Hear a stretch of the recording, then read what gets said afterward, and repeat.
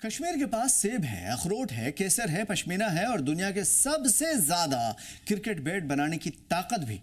फिर भी सवाल है कि इतना सब होने के बावजूद कश्मीर की कमाई इतनी बड़ी क्यों नहीं है जितनी पैदावार। कश्मीर भारत के सेब बाजार की सबसे बड़ी ताकत है। इस साल कश्मीर ने करीब 21 लाख टन सेब पैदा किए, जबकि हिमाचल प्रदेश में करीब 6.5 लाख टन ही रहे। भारत के करीब 70% सेब कश्मीर से आते हैं, लेकिन जब बाजार में दाम गिरते हैं तो सबसे ज्यादा नुकसान भी कश्मीर के किसानों का होता है।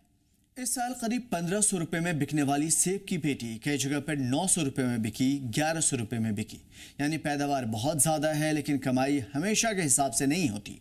अखरोट में भी यही परेशानी है। चीन दुनिया का सबसे बड़ा अखरोट का उत्पादक है और उसके अखरोट भारत में करीब 350 से 400 रुपए किलो में बिक जाते हैं, जबकि कश्मीरी अखरोट 700 से 800 रुपए किलो तक पहुंचता है। नतीजा यह हुआ कि भारत के अखरोट बाजार में कश्मीर की हिस्सेदारी करीब 85% से घटकर 30% रह गई। क्योंकि क्वालिटी की वजह से दाम भी है, लेकिन केसर और पश्मीना की भी बात सेम इसी तरीके से मिलती जुलती है।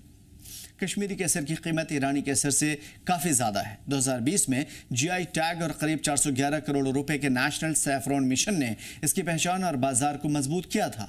पश्मीना में भी जीआई सर्टिफिकेशन और ब्रांडिंग का फ़ायदा दिखा था, लेकिन उतने दाम नहीं मिले जितने मिलनी चाहिए थी। 2025-26 में कश्मीर के शॉल एक्सपोर्ट्स करीब 588 करोड़ रुपए तक पहुंचे थे। यानी कि असली फ़र्क सिर्फ पैदावार में नहीं है। जहां सर्टिफिकेशन, ब्रांडिंग और सही मार्केटिंग मिले, वहीं कम पैदावार भी या फिर ज़्यादा पैदावार भी दरों में बहुत ज़्यादा फ़र्क ला रहे हैं। क्रिकेट बैट इसकी सबसे बड़ी मिसाल है। कश्मीर हर साल करीब 30 लाख बैट बनाता है। दुनिया के 70 से 77% तक बैट यहीं से बनते हैं, या फिर अनुमान है, लेकिन कश्मीर विलो बैट कुछ हजार रुपए में बिकते हैं।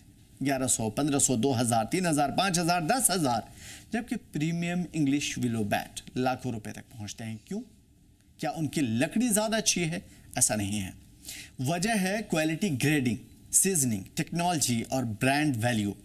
अब सरकार भी इस दिशा में कदम उठा रही है, लेकिन आउटपुट नहीं दिख रहा।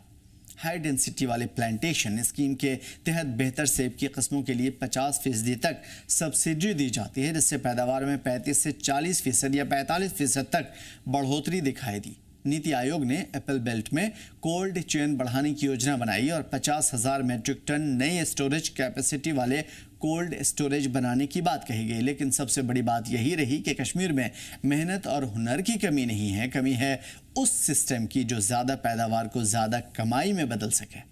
अगर सेब को सही स्टोरेज मिले, अखरोट की लागत घटे, पश्मीना और कारपेट की ब्रांडिंग मजबूत हो और कश्मीर विलो को प्रीमियम ब्रांड बनाया जाए, तो कश्मीर सिर्फ ज़्यादा सामान पैदा करने वाला इलाका नहीं रहेगा, बल्कि ज़्यादा कमाई करने वाला भी, या फिर कह लीजिए कि इकोनॉमिक हब बनेगा। आखिर में सवाल ये नहीं है कि कश्मीर कितना पैदा करता है, सवाल ये है कि कश्मीर अपने पैदा किए हुए सामान की कीमत कितनी वसूलता है। कश्मीर की अगली इकोनॉमी कहानी का असली खेल यहीं से शुरू होता है।